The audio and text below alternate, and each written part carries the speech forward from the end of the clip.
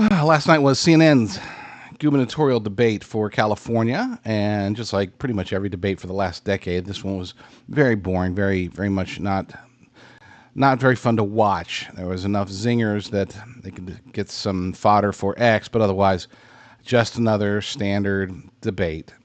I miss the 2016 GOP primary debates. Those were always fun to watch, and not just because of President Trump. Even Chris Christie, as much as I loathe him, he was entertaining. Marco Rubio did great sometimes. Other times he was an embarrassment. Ted Cruz did very well. Jeb Bush, we could laugh at a lot. But these recent debates have sucked, especially the Democrat ones.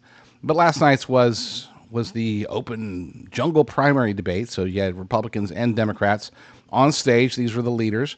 A couple of them really have no chance, but they were there anyway. Villaraigosa, I would say, definitely did the worst out of anybody. He just came across as it was almost as if he was out there just to be an attack dog, not really trying to win, but just to go after somebody. Somebody's got him paid off, probably Katie Porter or Tom Steyer, but because he was going after the Republicans, he was going after Becerra. He sucked. Katie Porter, of course, was a disaster because Katie Porter is a disaster. Just awful. Let's just play it. I'm going to play it. So this I think, what is 45 seconds? It's 45 seconds. They are asked to use one word to describe Gavin Newsom's tenure here, and there was one reaction, well, two of them that were worth noting, and I'll get to those after this. I want to talk about California Governor Gavin Newsom, who's about to leave office after 8 consequential and at times controversial years. To all of you, what is one word you would use to describe Governor Newsom's performance as governor? We will go down the line, starting with you, Mayor Villaraigosa. One word to describe Governor Newsom's performance as governor. Performative. Bold. Progressive. Failed. Steve. Failure. You can't take my word. All right. Game changing.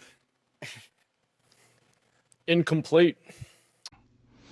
All right. Again, Villaraigosa, idiot. Katie Porter, idiot.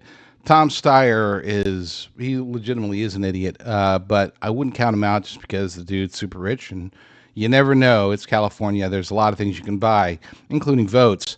Matt Mahan is probably the only Democrat who's sort of semi-lucid. Okay, he's one that he would be not horrible, I guess. No, he'd still be horrible, but he'd be the least horrible out of the Democrats, and he was a non-participant basically, which leaves us with the three that we're going to focus on today. Number one, you had Chad Bianco, and throughout, this wasn't the only time, as you saw, you had Steve Hilton ahead of him who said failed, and then it's like, Chad, you just stole my words, Steve. And well, yeah, that's good, Chad, but you got to be good on your feet, at least for these debates. Not necessarily as it's sad that we do grade people about how witty and how fast on the comeback they are. These things, that plays a role in how well people do with debates and with interview questions and all that stuff, when in reality that has very little to do with actual governance, because governance isn't like, oh, got to make a decision like that real quick, at least not for California or any gubernatorial governance. You have to be thoughtful, and I think Bianco can do that. The question is whether, but again, and that wasn't the only time where he didn't handle it very well, being caught off guard. The whole question of his participation with the Oath Keepers in a span of 90 seconds. He started by saying, yes, I'm proud of keeping my oath, and I was a member of the Oath Keepers. And then 90 seconds later, they're like, are you currently a member of the group? And he said no, which is fine. I get it. He's in California. It's not exactly a state where the Oath Keepers are going to be viewed positively. A lot of people are saying, oh, it's over for him. I don't think it is. I don't think that people are going to really care too much about his one-year membership 12 years ago with the Oath Keepers. They're going to care about his messaging, which is pretty good. He's got pretty good messaging, so I think that will help him to stay in the race and gives him a chance to be in there in the top 3 or 4, possibly number 2 if Becerra can be taken down, which brings us to Becerra, who his reaction is the one that blew me away for that question. He really is latching on to Gavin Newsom hard. To say that Gavin Newsom was game-changing, I agree. Gavin Newsom changed the game in California and across the nation. He did so in a way that it was truly, legitimately, very much negative. He is a game changer. He's a force of, I don't want to say pure evil. I think he's just ambitious. I don't think he's a horrible, trying to hurt people guy. He just doesn't care about people. He's more indifferent than evil in that regard, and that's why he gets busted, locking down the state and then going and eating with his buddies at the French Laundry, which I've never been to. Would love to go someday if anybody wants to send me a couple $1,000s extra to take my wife on a nice date. Otherwise, I doubt I'll ever be eating there, but Gavin Newsom did. And for Becerra to say that he's game-changing, not sure what the play is there in the primaries. We'll see. I guess he's hoping, he's already looking forward to the runoff, the general election, as we would normally call it, against Hilton, in which case he'll say, I'm latching on to Gavin Newsom. And Gavin Newsom fought Donald Trump. Steve Hilton's latching on to Donald Trump, yada, yada, yada. And then that last response calling Gavin Newsom a failure, or failed, is what Steve Hilton said. Bianco followed up by calling failure. It is what it is. I think there was an opportunity there to do more. But let's get into these three takeaways. Three takeaways of 3 moments during the debate that should be heavily noted. Number one, and this is the most important one because this really details not just what's happening between now and June 2nd, the June 2nd election, but also what would happen after the election if Becerra is amongst the top 2. And that is that despite all the scandals, despite being just absolutely horrible, of all the candidates, he's the one that I would be most concerned about being California governor.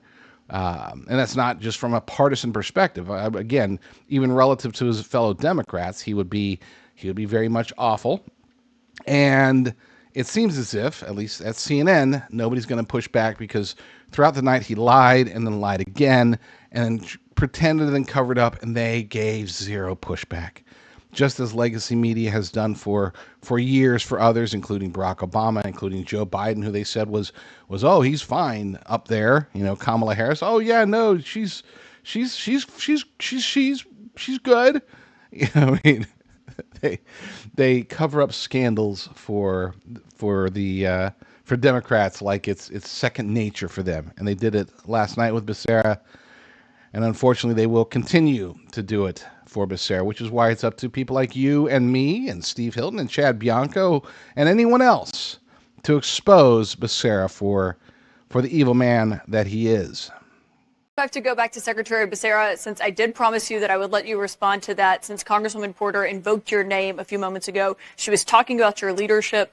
Would you like to respond to her? Yeah, I think everyone's invoking my name. It's nice to hear my name quite a bit, and they're at least pronouncing it. It shouldn't be. I will tell you this. Distorting the facts in your quest to be governor is never good.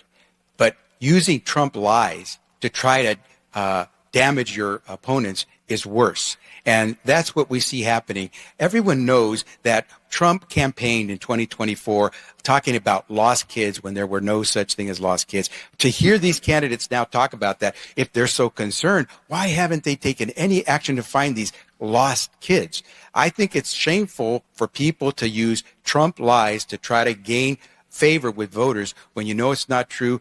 Use the facts. We should have a governor who relies on the facts. I will speak the facts when I'm governor because that's what the California voters deserve. I feel All right, compelled to fact check it. Staying on the topic. It was a New York Times Pulitzer Prize-winning investigation. And read the article. It's not Donald Antonio. Trump. Read the article. 26 Democrats. All right, Mr. Villaraigosa. We're gonna move on. We're gonna move on now, sir.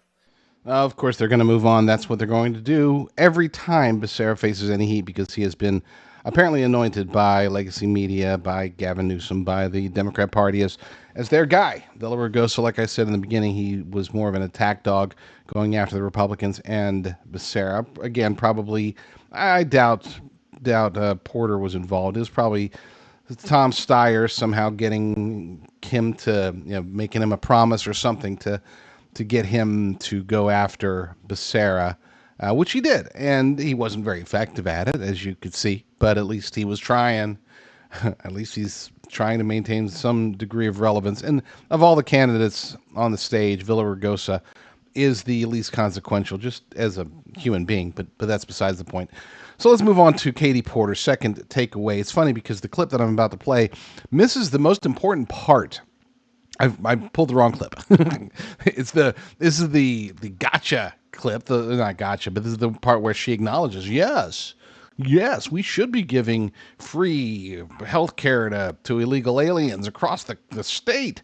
That was obviously bad, but unfortunately, it also represents I would say, a plurality of perspectives here in the state of California. Because the people, and look, I am here in California. I want to be respectful to my fellow Californians, but most of them are just idiots. So I guess there's nothing respectful about that. I will say this, though, that the part that got missed, well, I'll tell you that. Let's play Katie Porter, then I'll tell you the part that I accidentally cut out. Congresswoman Porter, your thoughts on the idea of funding health care for undocumented immigrants statewide? Yes. Yes, and that's, by the way, what I think Californians deserve as answers to these questions, Alex. And for critics who say that we can't afford it, what do you? Yeah, in a lot of states, that would be a damning statement. In California, it will probably endear her. She'll probably move up in the polls, even though as overall, I would say that she was second only to Villaraigosa as far as having the worst debate out of everybody there. But the part that was missed is when she went out and she revealed, perhaps accidentally, maybe not, that illegal aliens, undocumented Americans, or whatever they call them, that they are the only reason that California isn't completely hemorrhaging its population. She acknowledged that American citizens are leaving California in droves, but thankfully illegal aliens are replacing them. Oh, but isn't that like a right-wing conspiracy theory? Yes, and it's also a conspiracy fact. It's true. And especially in states like California, that is exactly what is happening. This isn't about, white Americans. No, this is about American citizens.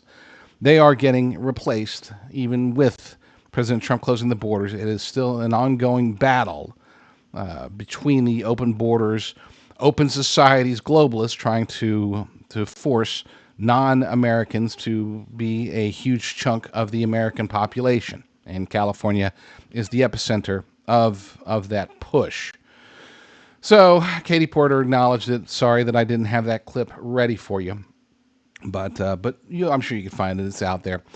Speaking of which, I had said that Villaraigosa had a bad debate. Obviously, Katie Porter had a horrible debate. Tom Steyer was, the guy's just kind of hard to like, and that's good, I guess. Mayhem wasn't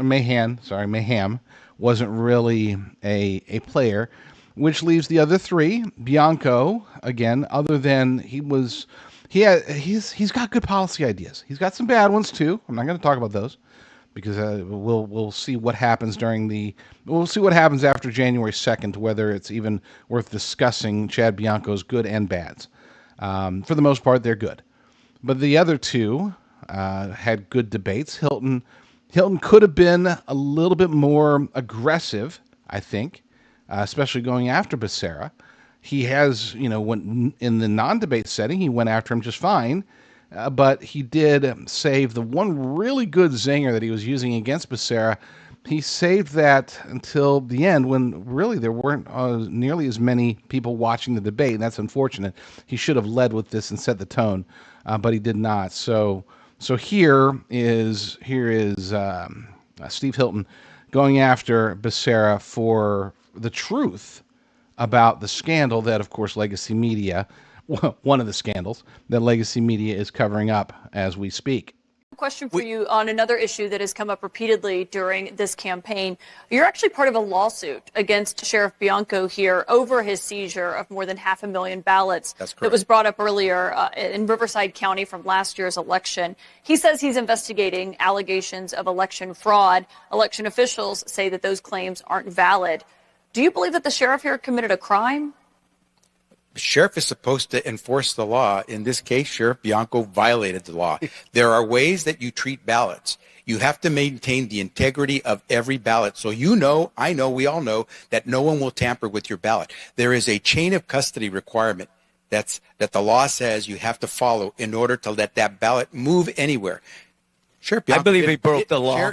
Sheriff Bianco didn't follow that process. He violated the law not talking as about the elections. sheriff. So absolutely, that's why we are suing talking him about to the get back election. the ballots. He cannot claim that's under not the cover of lawsuit. an investigation that he has the right to take these ballots and break that chain of custody. That's against the law. That's why we're suing, and that's why he's going to lose in the Supreme Court. Sheriff Bianco?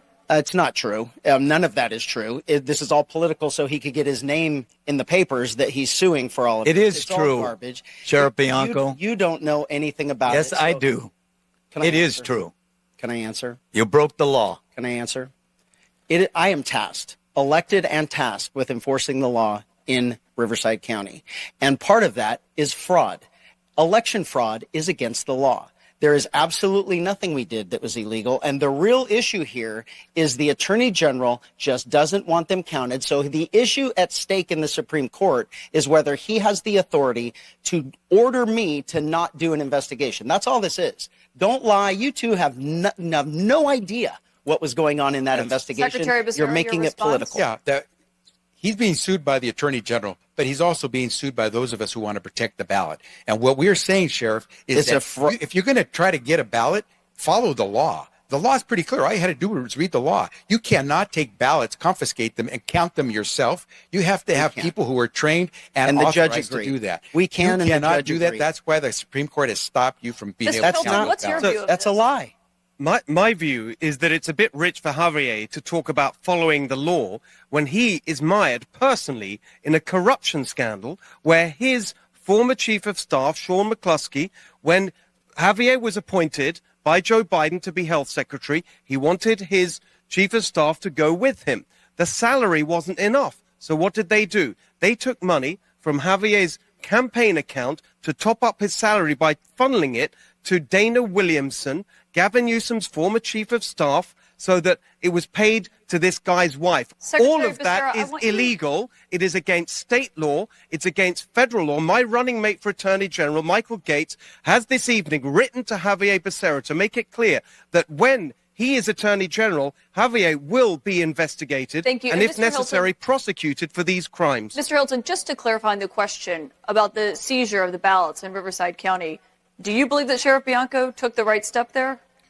I'm not going to weigh in on something that I don't have the knowledge of the facts on. I trust that Chad is interested in what we should all be interested in, which is ensuring the integrity of our elections and restoring faith in our elections in California.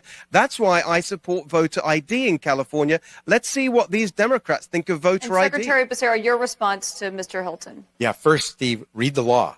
In order to remove ballots, you have to follow a process. Sheriff Bianco didn't follow it. If you're not going to enforce the law as governor, then why would you want to sit in the office? But if you're going to break Probably the same fraud you point about investigated while you were accountability. Attorney General. This issue, Steve, again, read the indictment. I was not involved in the actions that It were was being your chief of prosecuted. staff. Well, actually, Javier, Yeah, you let me- if I signed the could just campaign. finish the- Secretary Becerra. I know where all my Signed the money campaign goes. Finish the report. Secretary response. Becerra, go ahead. Yeah, Steve, if you knew the law, you have to have basis to sue to go after someone criminally. I am not involved in that action. Now, It was you your can chief sit- of staff, and it was your and the decision people who because your money. people who you may were have the one violated the hired law to will go be to held- Washington as health secretary, Let and you Secretary wanted him. You let wanted this Secretary guy Becerra by your respond. side, and the reason that the money was transferred no- is because the Steve- salary wasn't high enough, Steve, and if I that's could why just- you engaged in this scheme, which is illegal under state law and Secretary Becerra, federal law. continue responding. So you notice that nowhere in the indictment is anything that Steve said included there. If you violate the law, you will be prosecuted. No one is above the law. You will be held accountable. If I had been involved, the U.S. attorney would have had me in that indictment. I was not involved. But here's what I will say. Steve, I hope you speak as ferociously about Donald Trump's violation of the law every time you're sitting in the governor's office trying to protect the people of California. Because the last thing we need is to have an executive who continues to violate the rights of Californians and have a governor who just sits back and agrees with that executive named Donald Trump. All right. If you watch that debate or any of the debates or any of the campaign materials that the Democrats are putting out in California, you will realize that the default setting for all Democrat candidates in California is attack Trump. Trump, Trump, Trump, Trump, Trump. Everything is apparently about Donald Trump, and it's comical. But unfortunately, it's also in many ways effective because Californians, here's the biggest challenge with Californians. It's not just the aforementioned idiocy of the population here in the state. There is an understanding. There's a sense that things aren't right. Okay, they get it. They know that costs are through the roof. They know that homelessness is a huge challenge. They know that crime is everywhere. They know that they're not safe. They don't feel like they have a future. They feel awful. And they have Donald Trump to blame for it. Unfortunately, that's the reality of, I don't know if it's definitely many. It could be most. It could be nearly all indoctrinated Democrats here in the state, which unfortunately accounts for 2/3 of the state. And they all think, oh my gosh, Donald Trump is the reason that things are bad, which is ludicrous because things were bad and they started noticing that things were bad before Donald Trump was in office. I guess in a way they were like, well, this is still remnant. 3.5 years later, oh, this is because of Donald Trump. The problem is the denialism. They cannot acknowledge. They cannot admit, most of them cannot admit to themselves that by putting Democrats in charge of the state legislature, the mayorships of every major city, the city councils of every major city, and the governorship for 2 decades, they cannot fathom that they're the reason that life sucks for them. Because to do that would be to acknowledge that they're wrong. They've been wrong for 2 decades. To do that would be like, oh my gosh, you mean I've been pushing for this, for Democrats. I've been pushing for wokeness. I've been pushing for progressive policies. And those progressive policies are the reason that I hate life? No, it can't be my fault. It's got to be Orange Man bad. And that's what the Democrats have latched onto. They've latched onto the Democrat voters' denialism. They have encouraged them to blame anyone other than their own actions, to not take accountability, to not hold any Democrats accountable, because to do so would mean that they've been wrong the whole time. To acknowledge any of the massive widespread fraud that's happening here in the state would be to acknowledge that they, the California voters, were the ones that put these fraudsters in office. And they just don't want to do that. They would rather just drink the Kool-Aid and say it's all Donald Trump's fault. And they hearken back. They're like, you know what? Things weren't always this bad in California. Anybody who's lived here for longer than 3 decades, they do remember probably. They remember that California used to be just absolutely fantastic. California was the place to be. Okay? Go back 3, 4, 5 decades, and they won't acknowledge that California was a red state. I mean, we're talking about the state of Richard Nixon, the state of Ronald Reagan. We're talking about a state that at one point, it's hard to imagine when you look at it today, but at one point, there was actual common sense policies coming out of Sacramento. No longer. Now it is the worst. You could say, well, New York is really, really bad as well, and it is in its own way. Okay? There's definitely some idiocy there as well. But I would say California is the prime example of a state that has no excuse. At least in New York, they have challenges that go far beyond just Democrats. They have other issues that they just inherited, they have to deal with. California inherited paradise. Democrats inherited the 4th largest economy in the world. They took it and they have run it into the ground. And now Democrat politicians have latched onto this notion that Californians will never blame themselves, not least California Democrats. They won't take accountability. They won't hold anybody accountable. They won't blame themselves for putting the people into office that are destroying their lives. They would rather just blame Donald Trump. So it is what it is. What we saw last night, the real takeaway, we'll call this takeaway number 4. The real takeaway is that there were basically 4 politicians on stage and 3 non-politicians. The politicians, Villaraigosa, again, should be out of politics, should go be I don't know, whatever he wants to be. Katie Porter should definitely be out of politics. She has been a failed politician from the start. Xavier Becerra is the politician's politician. He is the ultimate scumbag when it comes to all this. Mahan he's mayor of San Jose. He should go back and continue to do that. I'm sure he will, because it's not like San Jose is ever going to vote for a Republican. And as Democrats go, he's one of the least bad ones, which leaves us the other 3. You've got Tom Steyer, who's not a politician, wants to be a politician, and he's a disaster, which leaves us the 2 Republicans, Chad Bianco and Steve Hilton. Neither of them are politicians, but they want to fix California. Just like, you look at who the Democrats are putting out there, not just in the gubernatorial race, but across the board. It's people that have been in politics for a long, long, long time. Karen Bass, Nithya Raman, Becerra, all these guys. These are people that want to live their lives as politicians. We need, as a state, and really as a nation, we need people like Spencer Pratt, like Chad Bianco or Steve Hilton, people who have lived in the real world, even if it's reality TV sometimes. People who have lived and done things outside of politics. Because those are the people that can actually roll up their sleeves and try to solve problems. And it's not just because they're Republicans that I'm saying this. It's because they, again, as non-politicians, they have an opportunity.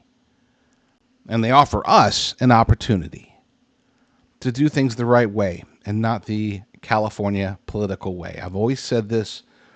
People ask, well, why don't you run for office? I would never in a million years run for office. I wouldn't do that to my family. Ever. And it's because I don't want to be a politician, not even for a year or 2.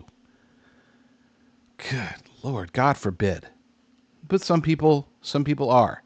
You have to choose between people that are not politicians today, who want to serve a little bit of time in politics and then get back out in the real world. Those are the ones we like. The ones we don't like are the lifetime politicians, such as the ones that are running in California on the Democrat side. Those politicians are scumbags, or as we like to call them, they're politicians. I'm a politician, which means I'm a cheat and a liar. And when I'm not kissing babies, I'm stealing their lollipops.